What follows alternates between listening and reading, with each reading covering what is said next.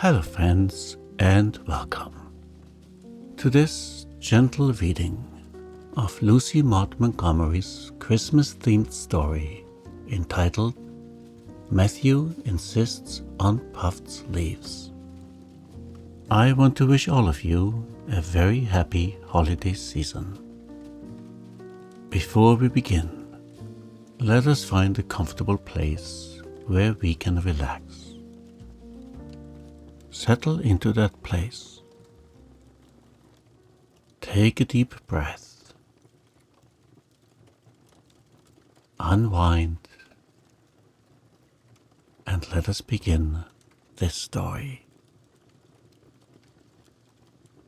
Matthew insists on puffed sleeves. Matthew was having a bad 10 minutes of it. He came into the kitchen in the twilight of a cold, grey December evening, and had sat down in the woodbox corner to take off his heavy boots, unconscious of the fact that Anne and a bevy of her schoolmates were having a practice of the Fairy Queen in the sitting room. Presently they came trooping through the hall and out into the kitchen, laughing and chattering gaily.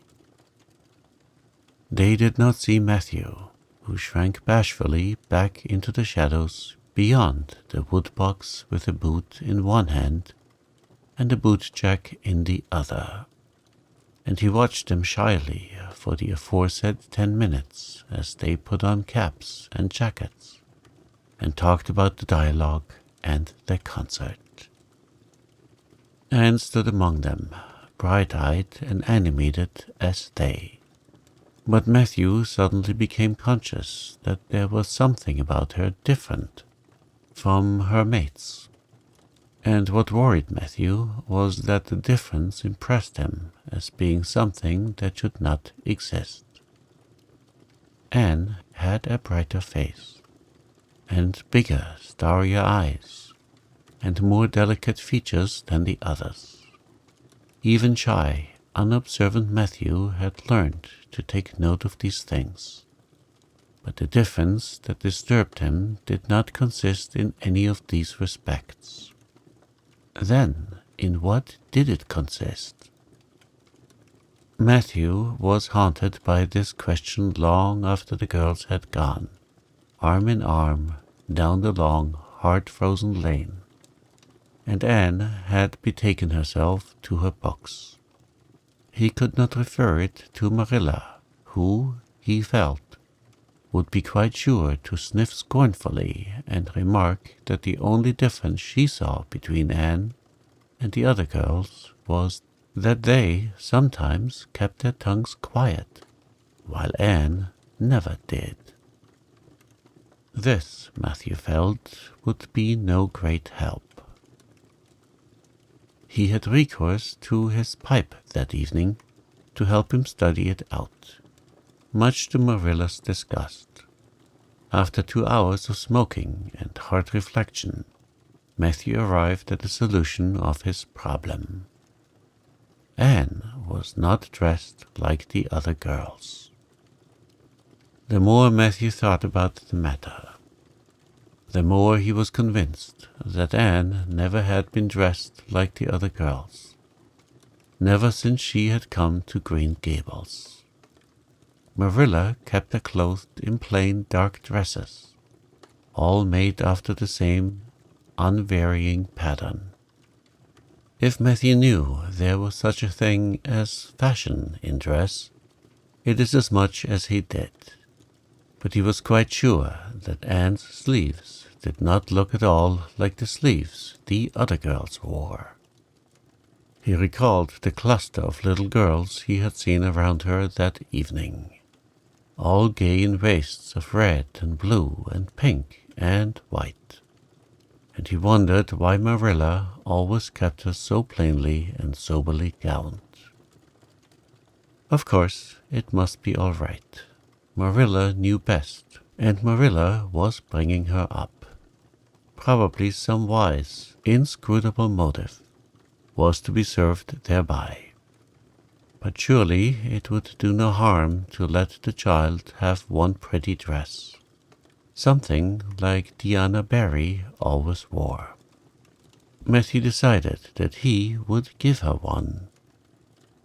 That surely could not be objected to as an unwarranted putting in of his oar. Christmas was only a fortnight off. A nice new dress would be the very thing for a present. Matthew, with a sigh of satisfaction, put away his pipe and went to bed, while Marilla opened all the doors and aired out the house. The very next evening, Matthew betook himself to Carmody to buy the dress, determined to get the worst over and have done with it. It would be, he felt assured, no trifling ordeal. There were some things Matthew could buy and prove himself no mean bargainer. But he knew he would be at the mercy of shopkeepers when it came to buying a girl's dress. After much cogitation, Matthew resolved to go to Samuel Lawson's store instead of William Blair's. To be sure, the Cuthberts always had gone to William Blair's. It was almost as much a matter of conscience with them as to attend the Presbyterian church and vote Conservative. But William Blair's two daughters frequently waited on customers there, and Matthew held them in absolute dread. He could contrive to deal with them when he knew exactly what he wanted and could point it out. But in such a matter as this, requiring explanation and consultation, Matthew felt that he must be sure of a man behind the counter. So he would go to Lawson's, where Samuel or his son would wait on him. Alas, Matthew did not know that Samuel, in the recent expansion of his business, had set up a lady clerk also. She was a niece of his wife's, and a very dashing young person indeed, with a huge drooping pompadour, big rolling brown eyes, and a most extensive and bewildering smile. She was dressed with exceeding smartness, and wore several bangled bracelets that glittered and rattled and tinkled with every movement of her hands. Matthew was covered with confusion at finding her there at all, and those bangles completely wrecked his wits at one fell swoop. "What can I do for you this evening, Mr. Cuthbert?" Miss Lucilla Harris inquired, briskly and ingratiatingly, tapping the counter with both hands. "Have you any, well now, say any garden rakes?" stammered Matthew. Miss Harris looked somewhat surprised, as well as she might, to hear a man inquiring for garden rakes in the middle of December. "I believe we have one or two left over," she said, "but they're upstairs in the lumber room. I'll go and see." During her absence, Matthew collected his scattered senses for another effort.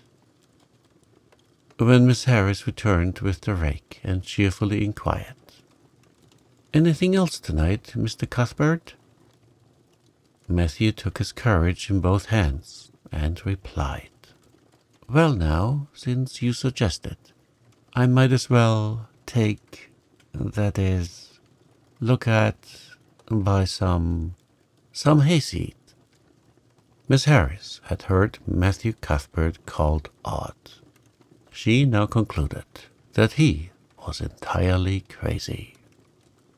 "We only keep hayseed in the spring," she explained loftily. "We've none on hand just now." "Oh, certainly, just as you say," stammered unhappy Matthew, seizing the rake and making for the door. At the threshold he recollected that he had not paid for it, and he turned miserably back. While Miss Harris was counting out his change, he rallied his powers for a final desperate attempt. "Well now, if it isn't too much trouble, I might as well, that is, I like to look at some sugar." "White or brown?" queried Miss Harris patiently. "Oh, well now, brown," said Matthew feebly. "There's a barrel of it over there," said Miss Harris, shaking her bangles at it. "It's the only kind we have." I'll take 20 pounds of it," said Matthew, with beads of perspiration standing on his forehead. Matthew had driven halfway home before he was his own man again. It had been a gruesome experience, but it served him right, he thought, for committing the heresy of going to a strange store. When he reached home, he hid the rake in the tool house. But the sugar he carried into Marilla. "Brown sugar?" exclaimed Marilla. "Whatever possessed you to get so much? You know I never use it except for the hired man's porridge or black fruit cake. Jerry's gone and I've made my cake long ago. It's no good sugar either. It's coarse and dark. William Blair doesn't usually keep sugar like that." I thought it might come in handy sometime," said Matthew, making good his escape. When Matthew came to think the matter over, he decided that a woman was required to cope with the situation. Marilla was out of the question. Matthew felt sure she would throw cold water on his project at once. Remained only Mrs. Lynde, for of no other woman in Avonlea would Matthew have dared to ask advice. To Mrs. Lynde he went accordingly, and that good lady promptly took the matter out of the harassed man's hands. "Pick out a dress for you to give Anne. To be sure I will. I'm going to Carmody tomorrow, and I'll attend to it. Have you something particular in mind? No? Well, I'll just go by my own judgment then. I believe a nice rich brown would just suit Anne. And William Blair has some new Gloria in, that's real pretty. Perhaps you'd like me to make it up for her, too, seeing that if Marilla was to make it, Anne would probably get wind of it before the time and spoil the surprise. Well, I'll do it. No, it isn't a mite of trouble. I like sewing. I'll make it to fit my niece, Jenny Gillis, for she and Anne are as like as two peas as far as figure goes." "Well now, I'm much obliged," said Matthew, and I don't know, but I think they make the sleeves different nowadays to what they used to be. If it wouldn't be asking too much, I'd like them made in the new way." "Puffs? Of course. You needn't worry a speck more about it, Matthew. I'll make it up in the very latest fashion," said Mrs. Lynde. To herself she added when Matthew had gone, "It'll be a real satisfaction to see that poor child wearing something decent for once. The way Marilla dresses her is positively ridiculous. That's what, and I've ached to tell her so plainly a dozen times. I've held my tongue, though, for I can see Marilla doesn't want advice, and she thinks she knows more about bringing children up than I do. For all, she's an old maid. But that's always the way. Folks that has brought up children know there's no hard and fast method in the world that'll suit every child. But them as never have think it's all as plain and easy as rule of 3. Just set your 3 terms down, so fashion and the sum'll work out correct. But flesh and blood don't come under the head of arithmetic, and that's where Marilla Cuthbert makes her mistake. I suppose she's trying to cultivate a spirit of humility in Anne by dressing her as she does. But it's more likely to cultivate envy and discontent. I'm sure the child must feel the difference between her clothes and the other girls. But to think of Matthew taking notice of it. That man is waking up after being asleep for over 60 years. Marilla knew all the following fortnight that Matthew had something on his mind. But what it was, she could not guess, until Christmas Eve, when Mrs. Lynde brought up the new dress. Marilla behaved pretty well on the whole, although it is very likely she distrusted Mrs. Lynde's diplomatic explanation that she had made the dress because Matthew was afraid Anne would find out about it too soon if Marilla made it. "So this is what Matthew has been looking so mysterious over and grinning about to himself for 2 weeks, is it?" she said, a little stiffly but tolerantly. "I knew he was up to some foolishness. Well, I must say I don't think Anne needed any more dresses. I made her 3 good, warm, serviceable ones this fall, and anything more is sheer extravagance. There's enough material in those sleeves alone to make a waist. I declare there is. You'll just pamper Anne's vanity, Matthew, and she's as vain as a peacock now.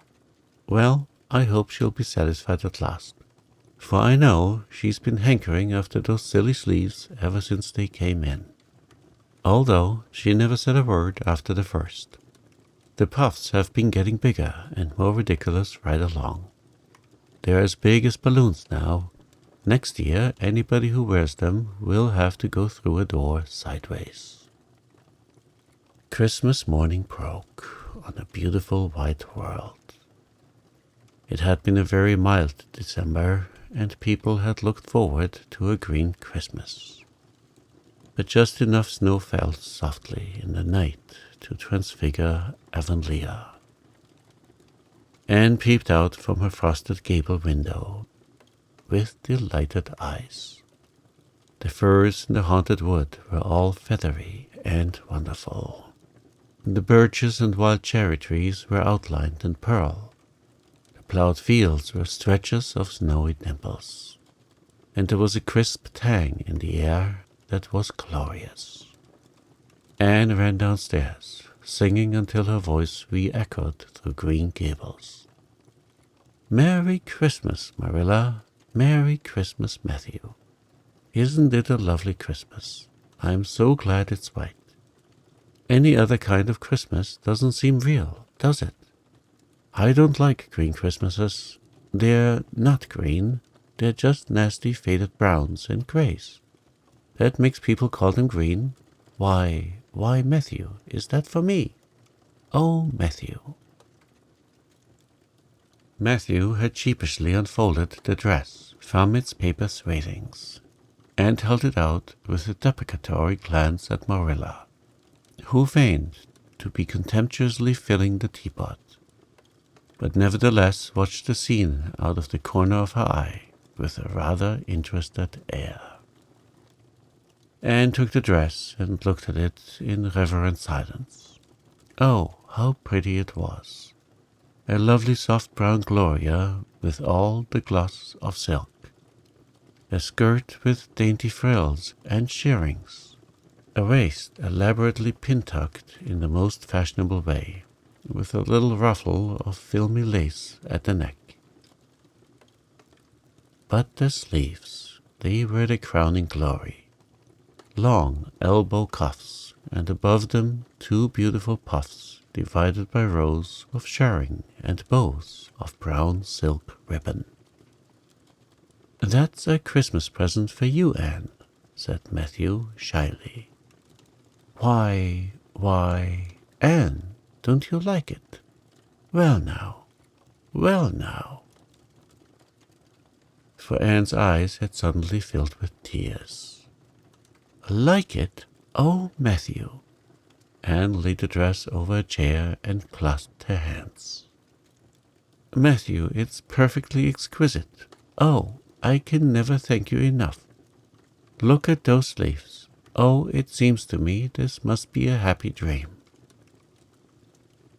"Well, well, let us have breakfast," interrupted Marilla. "I must say, Anne, I don't think you needed the dress. But since Matthew has got it for you, see that you take good care of it.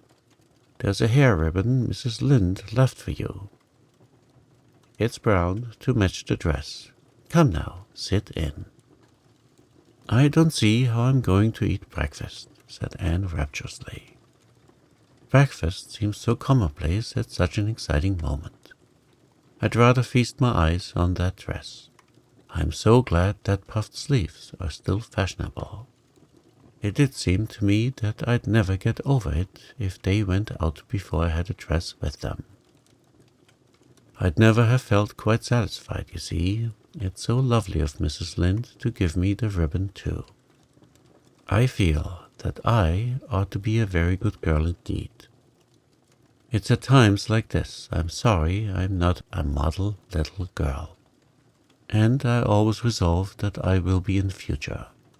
But somehow it's hard to carry out your resolutions when irresistible temptations come. Still, I really will make an extra effort after this." When the commonplace breakfast was over, Diana appeared, crossing the white log bridge in the hollow, a gay little figure in her crimson ulster. Anne flew down the slope to meet her. "Merry Christmas, Diana.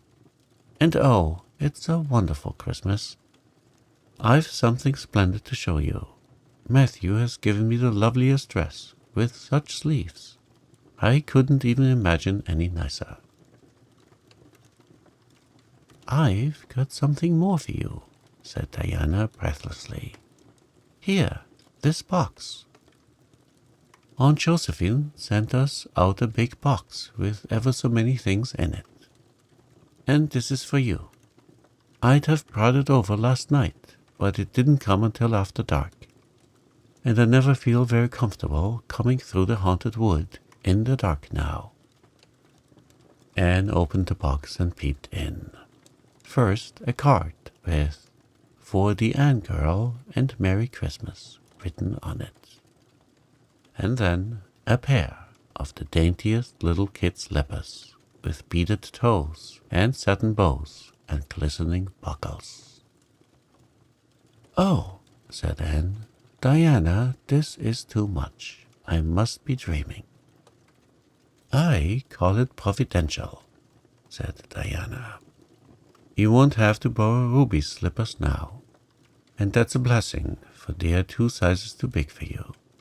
And it would be awful to hear a fairy shuffling. Josie Pye would be delighted. Mind you, Rob Wright went home with Gertie P. from the practice night before last. Did you ever hear anything equal to that?" All the Avonlea scholars were in a fever of excitement that day, for the hall had to be decorated and a last grand rehearsal held. The concert came off in the evening and was a pronounced success. The little hall was crowded. All the performers did excellently well, but Anne was the bright particular star of the occasion, as even envy, in the shape of Josie Pye, dared not deny. "Oh, hasn't it been a brilliant evening?" sighed Anne, when it was all over and she and Diana were walking home together under a dark, starry sky. "Everything went off very well," said Diana practically.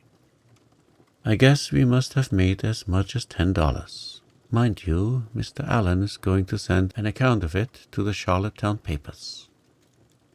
"Oh, Diana, will we really see our names in print? It makes me thrill to think of it. Your solo was perfectly elegant, Diana. I felt prouder than you did when it was encored.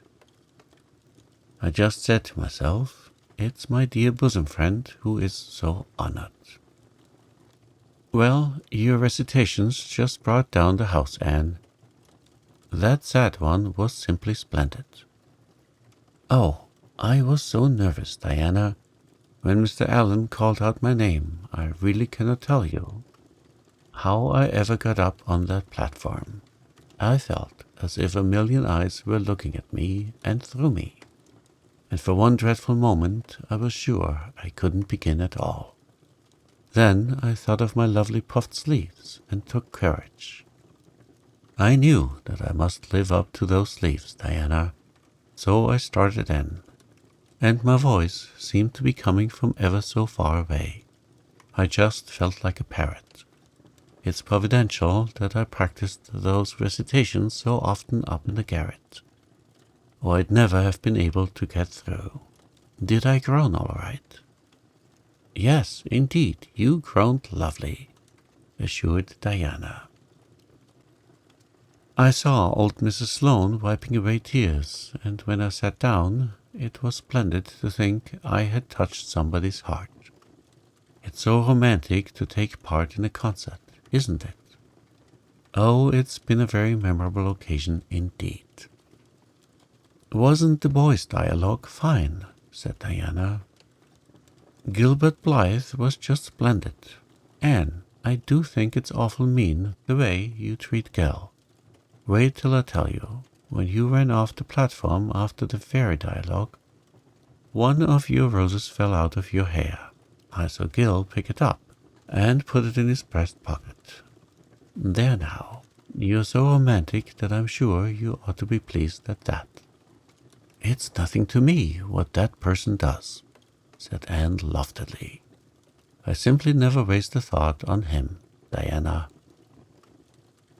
That night, Marilla and Matthew, who had been out to a concert for the first time in 20 years, sat for a while by the kitchen fire after Anne had gone to bed. Well now, I guess our Anne did as well as any of them, said Matthew proudly. Yes, she did, admitted Marilla. She's a bright child, Matthew, and she looked real nice too. I've been kind of opposed to this concert scheme, but I suppose there's no real harm in it after all. Anyhow, I was proud of Anne tonight, although I'm not going to tell her so. Well now, I was proud of her and I did tell her so before she went upstairs, said Matthew. We must see what we can do for her some of these days, Marilla. I guess she'll need some more than Avonlea school by and by. There's time enough to think of that, said Marilla. She's only 13 in March. Though tonight it struck me she was growing quite a big girl. Mrs. Lynde made that dress a mite too long, and it makes Anne look so tall. She's quick to learn, and I guess the best thing we can do for her will be to send her to Queen's after a spell. But nothing need to be said about that for a year or two yet. Well now, it will do no harm to be thinking it over off and on, said Matthew. Things like that are all the better for lots of thinking over.